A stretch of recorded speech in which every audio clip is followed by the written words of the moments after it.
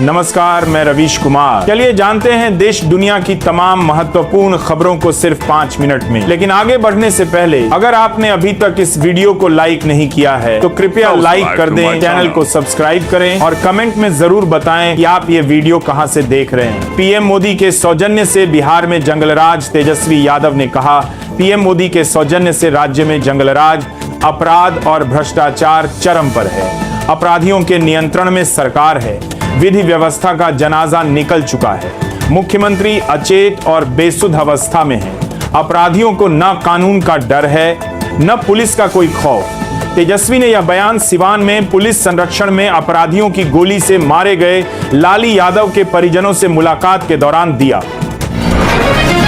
बहुत खून बह चुका है और सिर्फ 3 घंटे की यात्रा से कुछ नहीं होगा। कांग्रेस नेता उदित राज ने पीएम मोदी के मणिपुर दौरे पर प्रतिक्रिया दी है। उदित ने कहा, कुकी और मैतेई दोनों समूहों में पीएम के खिलाफ पहले से ही विरोध प्रदर्शन हो रहे हैं। एक समय था जब पीएम वहां जाकर बहुत कुछ कर सकते थे, लेकिन अब बहुत खून बह चुका है और सिर्फ 3 घंटे की यात्रा से कुछ नहीं होगा। वह भले ही कुछ परियोजनाओं की घोषणा करें, लेकिन जैसा वह सोच रहे हैं, पैसों से लोगों की सोच नहीं बदली जा सकती है। पीएम मोदी का दौरा, मणिपुर के लोगों का अपमान। कांग्रेस ने पीएम मोदी के मणिपुर दौरे की आलोचना की है। पार्टी अध्यक्ष मल्लिकार्जुन खड़गे ने हिंसा के 2 साल बाद उनके दौरे को वहां के लोगों का अपमान बताया है। खड़गे ने आलोचना करते हुए कहा, 864 दिनों तक हुए दंगों में 300 लोग मारे गए, 1500 लोग घायल हुए, 67,000 लोग विस्थापित हुए। तब से प्रधानमंत्री 46 विदेश दौरे कर चुके हैं, लेकिन एक बार भी मणिपुर नहीं गए। पीएम मोदी ने देशभक्ति का धंधा किया है। शिवसेना प्रमुख उद्धव ठाकरे ने कहा, हमारे पीएम ने कहा था कि खून और पानी एक साथ नहीं बह सकते। फिर खून और क्रिकेट एक साथ कैसे? युद्ध और क्रिकेट एक साथ कैसे संभव हैं? उन्होंने पैसे के लिए देशभक्ति का धंधा किया है, क्योंकि उन्हें उससे मिलने वाला पैसा चाहिए। कल हमारी महिला कार्यकर्ता महाराष्ट्र में सड़क पर उतरेंगी और हर घर से प्रधानमंत्री मोदी को सिंदूर भेजेंगी। मुझे मैदान पर दौड़ते देखा, चाय बेचते मोदी को किसने देखा? नेता प्रतिपक्ष तेजस्वी यादव ने एक कार्यक्रम में पीएम मोदी पर हमला बोला है। उन्होंने कहा कि मेरा प्रोफेशन क्रिकेट था। लोग मुझे भले ही टीम इंडिया में खेलते नहीं देखे हों, लेकिन मैदान में भागते हुए तो देखा ही होगा। वहीं तंज कसते हुए कहा कि पीएम मोदी चाय बेचते थे, लेकिन प्रधानमंत्री जी को चाय बेचते हुए किसने देखा है? आखिर ट्रंप के आगे कितना झुकेंगे? दिल्ली के पूर्व सीएम अरविंद केजरीवाल ने भारत पाक मैच को लेकर पीएम मोदी पर तंज कसा है।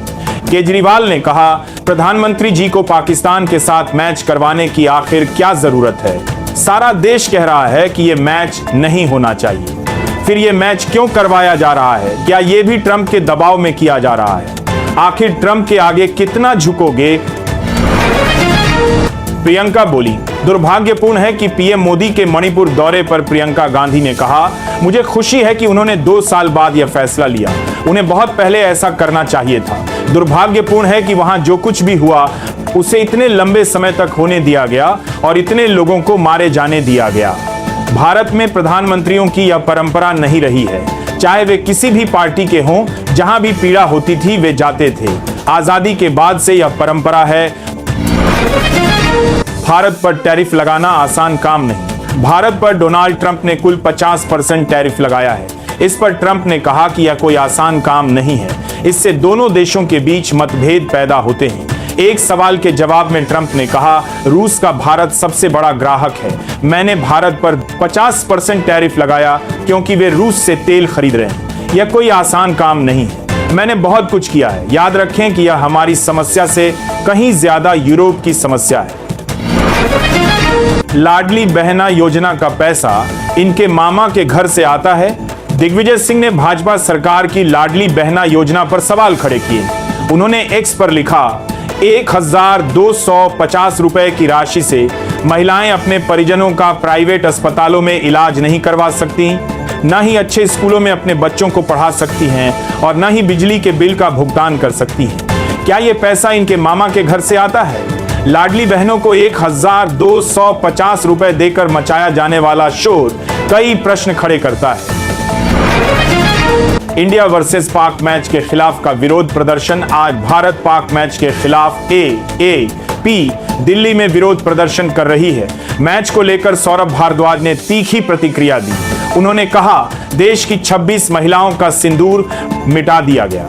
पाक क्रिकेटरों ने हमारी बहनों के बारे में अपमानजनक पोस्ट किए।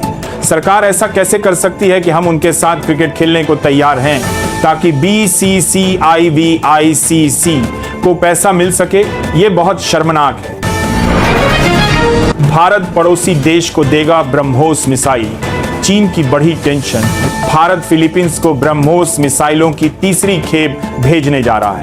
यह कदम दक्षिण चीन सागर में बढ़ते तनाव के बीच चीन के लिए चिंता का कारण बन गया है, क्योंकि चीन इस सागर पर अपना हक जमाता है और फिलीपींस इन मिसाइलों को किसी भी खतरे से बचने के लिए तटीय क्षेत्रों में तैनात करेगा। भारत ने 2022 में फिलीपींस के साथ 375 मिलियन का रक्षा सौदा किया था, जिसकी पहली और दूसरी खेप जा चुकी है। तेजस्वी निकालेंगे बिहार अधिकार यात्रा, कार्यक्रम जारी। बिहार चुनाव से पहले तेजस्वी यादव एक और यात्रा, बिहार अधिकार यात्रा निकालने जा रहे हैं। यह यात्रा जहानाबाद से 16 सितंबर से शुरू होकर 20 सितंबर को वैशाली में संपन्न होगी। यह यात्रा 10 जिले जहानाबाद, नालंदा, पटना, बेगूसराय, खगड़िया, मधेपुरा, सहरसा, सुपौल, समस्तीपुर और वैशाली से होकर गुजरेगी। कहा जा रहा कि कांग्रेस द्वारा सीएम फेस घोषित नहीं किए जाने के कारण तेजस्वी अकेले यात्रा कर रहे हैं। CPEC को लेकर चीन ने पाकिस्तान को लगाई फटकार। चीन ने एक बार फिर से पाकिस्तान को China Pakistan economic corridor project की सुरक्षा को लेकर फटकार लगाई है। चीनी अधिकारियों का कहना है, पाकिस्तान में 2018 से ही CPEC के प्रोजेक्ट लटके हुए हैं। CPEC की सुरक्षा, राजनीतिक स्थिरता और प्रोजेक्ट के समय पर पूरा न होना सही नहीं है। इससे लेकर चीन ने PM शहबाज शरीफ और आर्मी चीफ असीम मुनीर पर गहरी नाराजगी जताई। नेपाल हिंसा में भारत के प्रोजेक्ट होंगे। प्रभावित भारत नेपाल का सबसे बड़ा निवेशक और व्यापारिक साझेदार है। नेपाल में भारत की करीब 150 सरकारी और प्राइवेट कंपनियां हैं। नेपाल में जेन जी आंदोलन के कारण भारत की कई परियोजनाएं बंद पड़ी हैं, जो नेपाल को आर्थिक रूप से मजबूत बनाते हैं। इनमें Arun 3 hydro power project, upper Karnali hydro power project, west Seti SR6 1200 megawatt petroleum pipeline line of credit 3369 महंगा हुआ सोना। पिछले एक हफ्ते में सोने की कीमत 3369 रुपए बढ़ी है। IBJ के अनुसार पिछले शनिवार को सोना 1,06,338 रुपए प्रति 10 ग्राम पर था, जो आज 1,09,707 रुपए पर पहुंच गया है। वहीं चांदी की कीमत इस हफ्ते 4,838 रुपए बढ़ी है। पिछले शनिवार को ये 1,23,170 रुपए प्रति किलोग्राम पर थी, जो अब 1,28,008 रुपए पर पहुंच गई है।